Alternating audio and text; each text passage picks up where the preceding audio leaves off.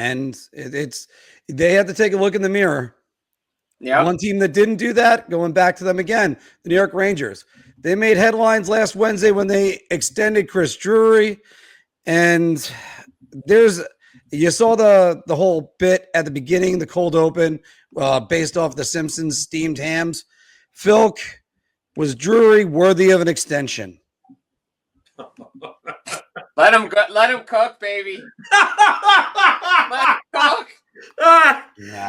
Oh man. I'm gonna say popcorn. Yeah, the Michael Jackson popcorn gift, or Jim, an even better one, the Big E one with the New Day. Yeah.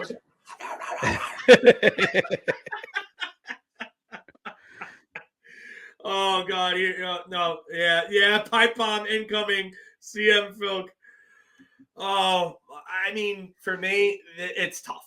It really is tough because I just don't think he handled everything well.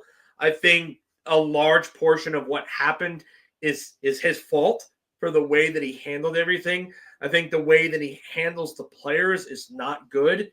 I think if I listen, I've been in supervisory and managerial positions in my personal career, and if I handled somebody like that, I probably wouldn't have a job. So yeah, that's not good. It's not good. With that said, he does do one thing particularly well, and that's identify things. The problem is that once he identifies them, he just does not follow up on that well. I get getting rid of Trouba. Trouba kind of derailed their offseason. And, they weren't able to make moves that they wanted to make in the offseason. But Drury got an extension, John. Drury got an extension. So, yeah. But multi-year deal. Yeah, multi-year deal. So he's going to be here for a bit. But I get why they did this. And this is Dolan turning around to the players and saying, if you do not like the way things are going, then don't let the door hit you in the ass on the way out. I mean, that's his message. Mika Zibanejad, who are you to be talking about what the general manager is doing? You should be worrying about showing up in the playoffs in the deeper rounds. You can have all the success you want in round 1 and round 2, but round 3 is where you disappear, buddy. Same for you, Artemi Panarin. Why is Alexis Lafreniere, a 22-year-old at the time, why was he the best player in that Florida series? Why? When you have Mika Zibanejad, when you have Artemi Panarin, when you have Chris Kreider, when you have Vincent Trocheck, why was he the best player? Why was he the best forward? I mean, it's not good enough. It's not good enough. But Drury, I don't know about this. I don't know about this. Yeah, we'll see about that one. Look, I have people I've talked to that contradict that statement right there. Yeah, I don't know about. I talked about drafting and developing. I think that's one thing the New York Rangers have taken their eye off the ball with, and that's something the Montreal Canadiens can't do. You cannot. It doesn't matter the players that you bring in and the players you trade for. And oh, by the way, every player that Chris Drury traded this year, the players that have come back have been lesser in talent than the players that were shipped out. Oh, want to be big and physical and this and that. Bro, you didn't even get to the playoffs. And you were trying to build a playoff team that wasn't even there. Now, granted, the players have to take some of the responsibility of the sabotage on this year themselves because they didn't like what was going on in the room. And, look, I'll say it, the quote-unquote mutiny that happened against Chris Drury because, the way Jacob Trouba was handled and Barclay Goodrow and all that. You have to take responsibility for sabotaging your own season in December and losing and not playing hard. And you still had a chance to make the playoffs if you did because you were 12-5-1, and nobody thought they were a 12-5-1 team. However, you were still in wild card 1 and had the chance to, make the playoffs. And again, this is my philosophy. If you really wanted to change something, you do it in the offseason. But if you can't do it and you start the season, don't try to. Just wait till the season plays out and do it at the end of the year, because that's when things really can get done. Then you're screwing around with philosophies and players and this and that, and then you get into this whole cycle. And I'm sorry, Carson Soucy, very slow player. Devils tore him apart. A lot of guys tore him apart. Just the players that came back, just not good enough. Giving up on draft picks, giving up on prospects that had the potential. And I always go back to this. You got to hire the right coach, and you got to get the right guy that wants to play these kids. Because I'll go back to it. We can be in disagreement. We can be in agreement. I think that the Rangers had a solid second line if they decided to keep all the kids together. But they chose not to, and here we are. Yeah, I mean, the biggest thing for me is the fact that they quit in December. And normally, like, if they didn't quit in December, I could take a look at this team and be like, hey, you know what? A lot of this is now Chris Drury's fault. But Chris Drury identified a group of quitters, basically. Yeah. Mika Zibanejad and Chris Kreider. I mean, they both have to go. And I know that a lot of people are going to say, oh, well, Mika Zibanejad, and you're probably not going to be able to move him. I think what this extension did is basically said to Mika Zibanejad, you think that you have some sort of say about what goes on behind the scenes, or that you're going to organize some sort of revolution and mutiny against this front office? Not happening, buddy. Pack your bags if you don't like it now. Pack your shit. And I think that opens up the door for him to being much more amenable to waiving his protection.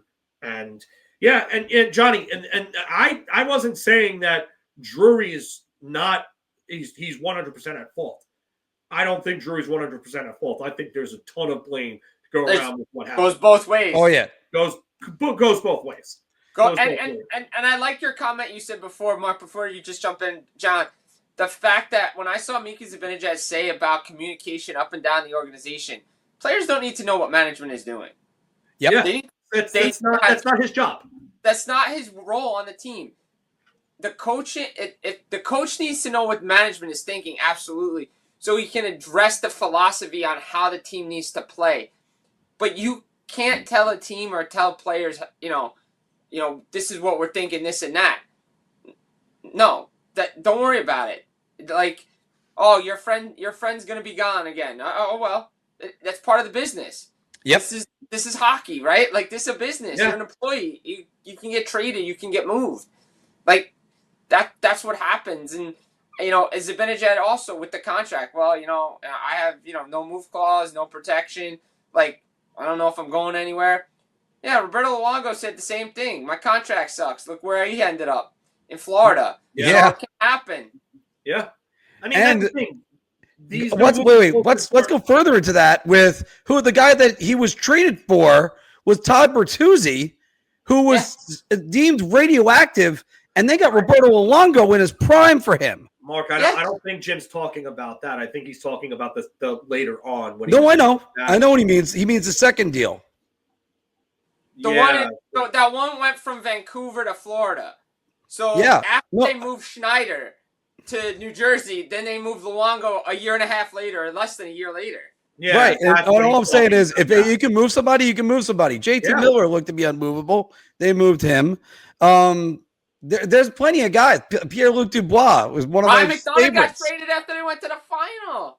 Yeah. Ryan McDonagh. Not only that, but Ryan McDonagh. The thing is, they threatened waivers with him. The same thing that they did with Gaudreau, and then it actually ended up happening with Gaudreau because he refused.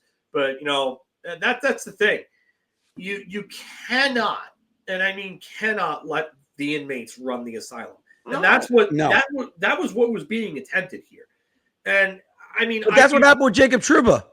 Yeah, and that's Jacob Trouba decided to subterfuge his lack of trade protection, and that's why last 2024 summer that offseason was tanked because of that. So I mean, listen, you could talk about whether or not Chris Drury deserves to be here, and I think that can go both ways. That's basically my point. Long-winded answer, but that is my point. That can go both ways. But what I will say right now is that group, they deserve to have what is happening right now happen to them. Because what they did was bullshit. They quit on not only themselves, but they quit on the fans. They quit on the organization. They quit on Sam Rosen, who was supposed to be his send-off. You were supposed to give him another chance to call another playoff game, and you quit. And you quit because you weren't getting your way, and you quit because you were called out and were forced to have and take some sort of accountability. I mean, no, but you know what? That is the media. The media is supposed to do things like that and hold players to the fire, hold management to the fire when they aren't doing their jobs. And the players weren't doing their jobs. The players were not doing what they were supposed to be doing. You can't quit like that. To just extend your thought, and we were talking about this during the Rangers wrap-up show. I mean, the worst showing I've ever seen by a professional hockey team, ever, maybe, was that game before Christmas versus the New Jersey Devils. Just laid an egg, straight egg. Oh, that's bad. Everyone on that roster, on that ice, looked checked out. Gone. Everyone. Like Gonzo. And that's December. That's right before Christmas. You're resigning to quit that early? That's when I was saying they should have just tanked. And they refused to tank. And then you basically you derailed your season because you want to quit. But then you're 2, 3 weeks, 4 weeks later, we're going to decide that we want to play again. What changed? That's what I want to know. What changed? Will Borgen. I mean, he's a good player, but he's not. I mean, he's not that. Like, I mean, don't get me wrong, he's a good player, but 10 games of hockey. Oh, so dumb. And that's part of why I look at Drury and I'm just like, okay, you know what? Maybe this is not the guy. Okay, we're going to trade our captain. We're going to identify that this core is not good enough to win, but we're going to give the goaltender $11.5 million. Like, where is the thought process here? Again, you're looking in that locker room. All of us are staring in there. What's going on?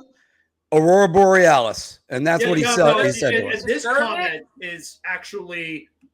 I'm trying to find it. Jim, go ahead. What were you trying to say? I said, deserve it? Maybe. Did he earn it is the real question. Because in my book, he should have played out his deal. And I know they don't like to do these lame duck GMs because there's always going to be questions about it. But the way the Rangers answer media questions about that stuff, he could be in Fort Knox. So you're not going to get an answer. So it wouldn't have mattered. I think he probably should have just played it out one more year and see what happened instead of giving an extension. Because I don't know if he earned that extension, but I understand Phil's point because now it sets the tone for the room. It's like, okay, you don't like this guy. Well, too bad. He's here. You want to leave? Great. We'll figure out a way to do it. We want guys that want to be here. Which could be a necessary thing, by the way. Right, exactly. I'm not saying it's not. I mean, if to answer this question, if it was up to me, Igor Shesterkin would have never gotten that contract. Me too. I would have played that out. If somebody was going to give him $13 million or whatever the hell it was, let them give him $13 million. Let somebody overpay him drastically for a stupid deal. Edmonton would have done it. Yeah, who? Edmonton would have done it. If Edmonton was going to give him $13 million, they would. No, I'm just saying they would have paid him a lot of money, though. I don't know. I don't know if they would have had the money. No, that's true. How are you going to have the money to keep McDavid then? That's a fair point. Fair point. I'm just saying some stupid team would have done it, though. That needs a goaltender. I really don't think anyone would have paid him 13. I don't think anyone would have paid him 11.5. If you would have told me that he could get 10 to 10.5 on the market, okay, maybe I could see that. But I think we're at a point where you look at Sergei Bobrovsky's contract, and that was an albatross before last season. Oh, yeah, 100%. I know 2 seasons ago. Carey Price's contract became an albatross because he couldn't play regularly, and you were paying your goaltender to be your best guy. You don't win. The last team to win when the goaltender was the de facto best player. Do you guys remember who that team was? Can you guys think of who that team was? Because I have it right in my head right now. I mean, I might be, maybe we're on a different page, but knowing the finances I know of the team I follow. I'm not even talking about the finances. I'm not talking about salaries or anything. I'm Like just saying the last team to win a Stanley Cup where their de facto undisputed best player was their goaltender. 93 Canadians. Bingo. I was going to say one of the Devils teams because Marty got paid later on in his career. In 2003, his new extension kicked in at around like $8 million. So, but I agree. Patrick Waugh on the Canadians or Colorado Avalanche, where there was the de facto best player. I would say Waugh in 93, like for sure. Oh, 100% Waugh in 93. Yeah. And let's not forget, because I'm Waugh in 86. Let's be honest. Rookie. Yeah, I mean, and we're going to talk more about like guys like Claude Lemieux that were a great playoff player, especially 95 when he won the Conn Smythe for the Devils. Yes. But we're already in the longest A block we've ever had. Sorry, guys, we still got 2 more topics to go with the A block.